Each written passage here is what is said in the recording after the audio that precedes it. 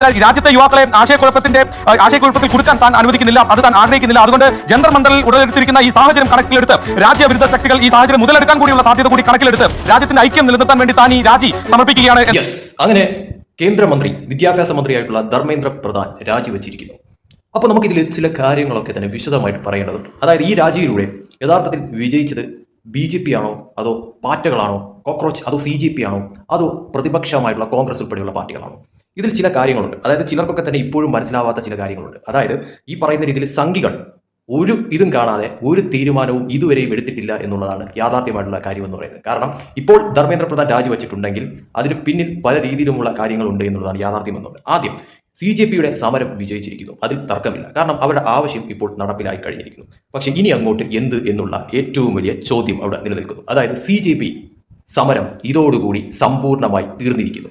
ഇനി ഒരു ചോദ്യമില്ല, ഇനി ഒരു ഉത്തരമില്ല. അതായത് എല്ലാ അർത്ഥത്തിലും BJP അതിനെ പൂട്ടിട്ടിരിക്കുന്നു എന്നതാണ് യാഥാർത്ഥ്യം എന്ന് പറയുന്നത്. അതായത് ഈ സമരം CJPയുടെ ആവശ്യം അംഗീകരിച്ചുകൊണ്ട് ഈ സമരം ഇതോടുകൂടി തീർന്നിരിക്കുന്നു. ഇനി അവർ എന്ത് പറഞ്ഞ് സമരം ചെയ്യുമെന്നുള്ളതാണ് അവിടുത്തെ ഏറ്റവും വലിയ പ്രധാനപ്പെട്ട ചോദ്യം എന്ന് പറയുന്നത്. അതുകൊണ്ട് അതിന് എല്ലാ അർത്ഥത്തിലും ഒരു ആണി അടിച്ചിരിക്കുന്നു എന്നുള്ളത് യാഥാർത്ഥ്യം. ഇനി ഒരു കാര്യം, അതായത് CJP എന്ന് പറയുന്ന പാർട്ടിയെ മുൻനിർത്തി, അതായത് CJP എന്ന് പറയുന്ന പാറ്റാക്കൂട്ടത്തെ മുൻനിർത്തിക്കൊണ്ട് അതിനിടയിൽ ഇന്ത്യയിൽ വലിയ തോതിലുള്ള ഒരു പ്രശ്നങ്ങൾ, കലാപം, അതിലൂടെ ബംഗ്ലാദേശ്, നേപ്പാൾ, മറ്റതും മറിച്ചതും ഒക്കെ തന്നെ ആഗ്രഹിച്ചിരുന്നവർക്ക് വലിയ തോതിലുള്ള 16ന്റെ പണിയാണ് ഇപ്പോൾ കേന്ദ്രം കൊടുത്തിരിക്കുന്നത് എന്നുള്ളതാണ് യാഥാർത്ഥ്യമായിട്ടുള്ള കാര്യം എന്ന് പറയുന്നത്. അതായത് ഈ സമരത്തിനെ മറയാക്കിക്കൊണ്ട് ഇതിനിടയിൽ നുഴഞ്ഞു കയറിക്കൊണ്ട് പലതരത്തിലുമുള്ള പ്രശ്നങ്ങൾ ഇന്ത്യയിൽ ഉണ്ടാക്കാം, ഇന്ത്യയിൽ സൃഷ്ടിക്കാം എന്നൊക്കെ പറഞ്ഞ് വളരെ വലിയ തോതിൽ ആഗ്രഹിച്ചിരുന്നവർക്ക് ഉറക്കമില്ലാത്ത തരത്തിലോട്ട് കാര്യങ്ങൾ മാറ്റിയിരിക്കുന്നു കേന്ദ്രം എന്നുള്ളതാണ് ഇതിലെ ഏറ്റവും പ്രധാനപ്പെട്ട ഒരു കാര്യം എന്ന് പറയുന്നത്. പിന്നെ മറ്റൊരു കാര്യം എന്ന് പറയുന്നത്, ഇതിൽ ഏറ്റവും വലിയ തോതിലുള്ള നാണക്കേട് ഉണ്ടായിരിക്കുന്നതും നാണം കെട്ട് ആകപ്പാടെ നാറിയ അവസ്ഥ ഉണ്ടായിരിക്കുന്നതും പ്രതിപക്ഷ പാർട്ടികൾക്കാണ്, പ്രത്യേകിച്ച് കോൺഗ്രസ് ഉൾപ്പെടെയുള്ള പ്രതിപക്ഷ പാർട്ടികൾക്കാണ് എന്നുള്ളതാണ് മറ്റൊരു സത്യസന്ധമായിട്ടുള്ള കാര്യം എന്ന് പറയുന്നത്. കാരണം ഇതിൽ പാർട്ടികളുടെ ക്രെഡിറ്റ് തട്ടിയെടുക്കാൻ വേണ്ടിയിട്ട് ഇതിൻ്റെ അകത്ത് കോൺഗ്രസ് മറ്റുള്ളവരൊക്കെ തന്നെ പലതരത്തിൽ പല രീതിയിലൊക്കെ തന്നെ കിണഞ്ഞ് ശ്രമിക്കുന്നുണ്ട്. പക്ഷേ യഥാർത്ഥത്തിൽ ഇത് പാർട്ടികളുടെ വിജയമാണ്. അതായത് പാർട്ടി സമരം, ആ സമരം വിജയിച്ചു, അത്ര തന്നെയാണ്. അല്ലാതെ ഇതിൻ്റെ അകത്ത് പ്രതിപക്ഷം എന്ന് പറയുന്ന പാർട്ടി ഇന്ത്യയിൽ ഒന്നുമല്ല എന്നുള്ളത് ഇതിൽ നിന്നും വ്യക്തമായി ജനങ്ങൾക്ക് മനസ്സിലാവുന്ന തരത്തിലോട്ട് കാര്യങ്ങൾ മാറിയിരിക്കുന്ന ഒരു തരത്തിലുള്ള കാര്യമായി ഇതിപ്പോൾ മാറിയിരിക്കുകയാണ്. ഇനി ഇപ്പോൾ നടക്കാൻ പോകുന്ന കാര്യം എന്ന് പറയുന്നത്, അതായത് നിലവിൽ നമ്മുടെ പ്രധാനമന്ത്രിയായിട്ടുള്ള നരേന്ദ്രമോദി ഈ പറയുന്ന രീതിയിൽ ജെൻസിനെ കയ്യിലെടുക്കുന്ന തരത്തിലോട്ട് കാര്യങ്ങൾ 2 ദിവസം കൊണ്ടുള്ള വീഡിയോയിൽ ആ ഒരു കാര്യങ്ങൾ മാറിയിരിക്കുന്നു എന്നുള്ളതാണ് യാഥാർത്ഥ്യം. അതിൻ്റെ ഒരു റിസൾട്ട് ഞാൻ പറഞ്ഞുതരാം. കാരണം നരേന്ദ്രമോദിയുടെ ആ 2 വീഡിയോയ്ക്കും കിട്ടിയ ഒരു റീച്ച് എന്ന് പറയുന്നത് അത്രത്തോളം ഭയാനകമായിട്ടുള്ള ഒരു ട്രെൻഡായിട്ട് മാറുന്ന തരത്തിലുണ്ടായിരുന്നു.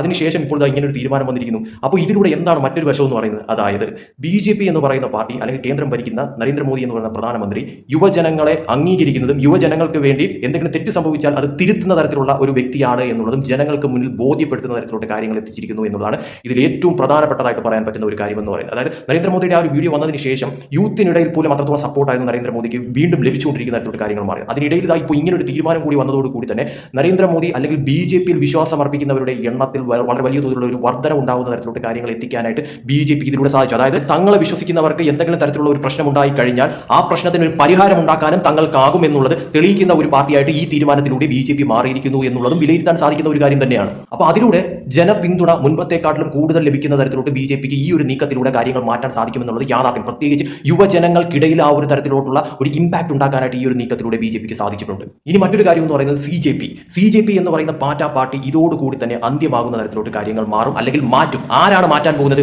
BJP അല്ല. BJPക്ക് CJP എന്ന് പറയുന്ന പാർട്ടി വളരണം, അല്ലെങ്കിൽ ആ ഒരു തരത്തിൽ CJP ഇലക്ഷന് വരെ മത്സരിക്കുന്ന തരത്തിലോട്ട് കാര്യങ്ങൾ മാറണമെന്ന് ആഗ്രഹമുള്ള ഒരു പാർട്ടിയായിരിക്കും BJP. പക്ഷേ ഇവർ വളർന്നുകൂടാ, ഇവരെ മുളയിലെ നുള്ളണമെന്ന് ആഗ്രഹിക്കുന്ന പാർട്ടി ആരായിരിക്കും? പ്രതിപക്ഷ പാർട്ടികൾ, അതായത് കോൺഗ്രസ് ഉൾപ്പെടെയുള്ള പ്രതിപക്ഷ പാർട്ടികളായിരിക്കും എന്നുള്ളതാണ് യാഥാർത്ഥ്യം. കാരണം CJP എന്ന് പറയുന്ന പാർട്ടി വളർന്നു കഴിഞ്ഞാൽ അതിന് ദോഷം സംഭവിക്കുക ആർക്കാണ്? പ്രതിപക്ഷത്തിന്. പ്രതിപക്ഷം എന്ന് പറയുന്ന പാർട്ടികൾ ഇല്ലാതാവുന്ന തരത്തിലോട്ട് കാര്യങ്ങൾ മാറും. കാരണം ഈ പറയുന്ന തോതിൽ പിന്നെ CJP എന്നുള്ള തരത്തിലോട്ട് കാര്യങ്ങൾ മാറി പറയുന്ന തരത്തിലോട്ട് കാര്യങ്ങൾ മാറും. കോൺഗ്രസ് ഉൾപ്പെടെയുള്ള പാർട്ടികൾ എല്ലാ അർത്ഥത്തിലും നിഷ്പ്രഭമാവുന്ന തരത്തിലോട്ട് കാര്യങ്ങൾ മാറും. അതിന് കോൺഗ്രസ് ഉൾപ്പെടെയുള്ള പാർട്ടികൾ അനുവദിക്കുമോ? ഒരിക്കലുമില്ല. ഇവർ ഇലക്ഷന് നിൽക്കാൻ നിന്നാൽ തന്നെ ഇവർ പിറകിൽ നിന്ന് പണിയുന്ന തരത്തിലോട്ട് കാര്യങ്ങൾ മാറുന്നത്, അതിന് കടിഞ്ഞാനിടുന്നത് കോൺഗ്രസ് ഉൾപ്പെടെയുള്ള പാർട്ടികളായിരിക്കും എന്ന കാര്യത്തിൽ യാതൊരു സംശയവുമില്ല. അതുകൊണ്ട് ഈ ഒരു സമരത്തോടു കൂടി തന്നെ പാർട്ടികളുടെ എല്ലാ വിധത്തിലുമുള്ള ഈ ഒരു സമരം ഇതോടുകൂടി അവസാനിച്ചു, ശുഭം എന്നുള്ള തരത്തിലോട്ട് കാര്യങ്ങൾ മാറി. ഇനി അങ്ങോട്ട് എന്തെങ്കിലും തരത്തിലുള്ള നീക്കങ്ങൾ അല്ലെങ്കിൽ ഇതിന്റെ പേരിൽ എന്തെങ്കിലും രീതിയിലുള്ള നീക്കങ്ങൾ നടത്താനായിട്ട് പാർട്ടികൾക്കും ആവത്തില്ല. കാരണം BJP അതിന് പൂട്ടിട്ടിരിക്കുന്നു എന്നുള്ളതാണ് യാഥാർത്ഥ്യം എന്ന് പറയുന്നത്. ഇതിലൂടെ യുവജനങ്ങളുടെ വിശ്വാസം വീണ്ടും ഊട്ടി ഉറപ്പിക്കുന്ന തരത്തിലോട്ട് മോദിയുടെ ഈ ഒരു നീക്കം വിജയിക്കാൻ സാധിച്ചു എന്നുള്ളതാണ് യാഥാർത്ഥ്യം. അതിലൂടെ മറ്റൊരു കാര്യം എന്ന് പറയുന്നത്, കോൺഗ്രസ് ഉൾപ്പെടെയുള്ള പ്രതിപക്ഷ പാർട്ടികളുടെ വിശ്വാസം നഷ്ടപ്പെട്ടു പോകുന്ന തരത്തിലോട്ട് കാര്യങ്ങൾ ജനങ്ങളിൽ അടിച്ചേൽപ്പിക്കാനായിട്ടും നിലവിൽ BJPക്ക് സാധിച്ചു CJPയുടെ ഈ ഒരു നീക്കത്തിലൂടെ എന്നുള്ളതും യാഥാർത്ഥ്യമായിട്ടുള്ള ഒരു കാര്യം തന്നെയാണ്. അങ്ങനെ മൊത്തത്തിൽ നോക്കുവാണെങ്കിൽ BJP ശരിക്കും പറഞ്ഞാൽ ഈ രാജിയിലൂടെ പിന്നോട്ട് വലിഞ്ഞതല്ല.